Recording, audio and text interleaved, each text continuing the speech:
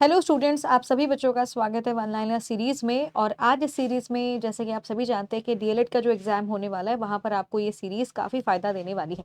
तो शुरुआत करते हैं। आज हम जिस टॉपिक से क्वेश्चंस करेंगे वो टॉपिक है बेटा विटामिन। विटामिन से कई बार एग्जाम में सवाल आता है।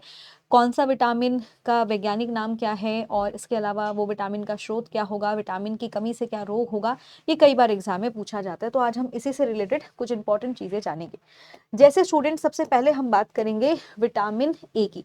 विटामिन ए जिसका रासायनिक नाम होता है रेटिनॉल, इसे रेटिनॉल के नाम से जाना जाएगा, याद रखेंगे। विटामिन ए जो कि एक वसा में घुलनशील विटामिन है, यानी इसे हम कहेंगे fat soluble vitamin.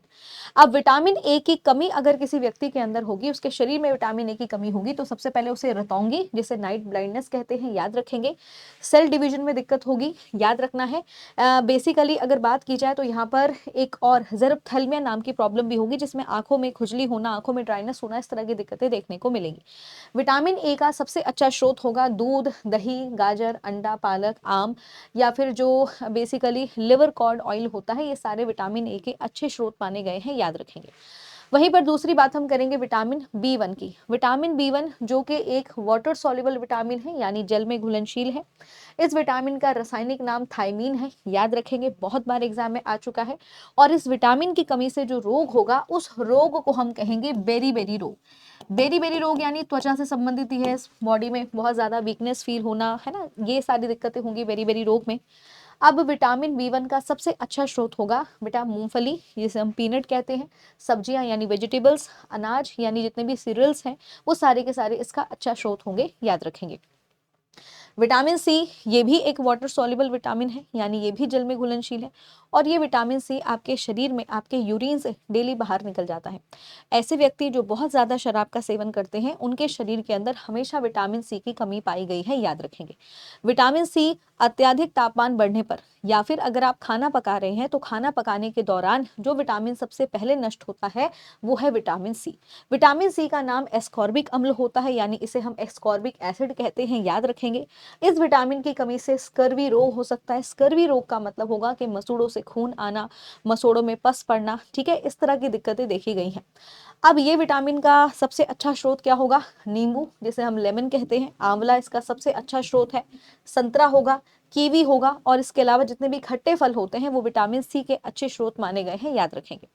Vitamin D की बात करेंगे तो विटामिन डी भी एक फैट सॉल्युबल विटामिन है, और इसका रासायनिक नाम कैल्सीफिरोल है, याद रखेंगे।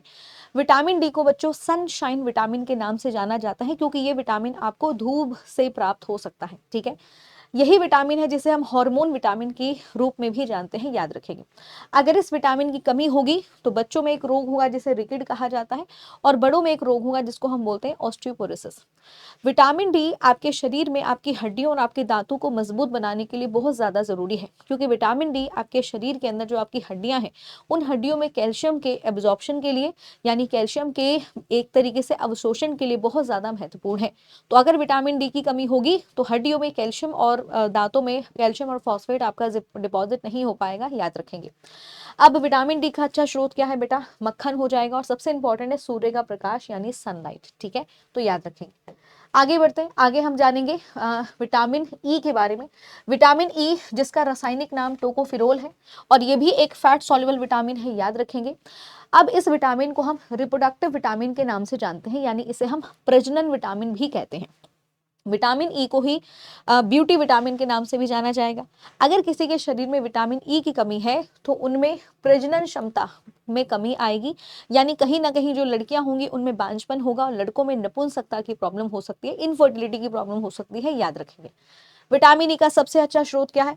एक तो अंकुरित अनाज। अंकुरित अनाज का मतलब होता है स्प्राउट सीड्स हो जाएंगे, बादाम हो जाएगा, सोयाबीन है, मूंगफली है।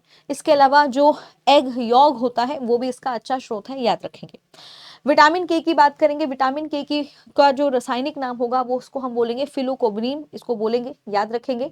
विटामिन के एक वसा में घुलनशील विटामिन है, यानी ये भी एक फैट सॉल्युबल विटामिन है।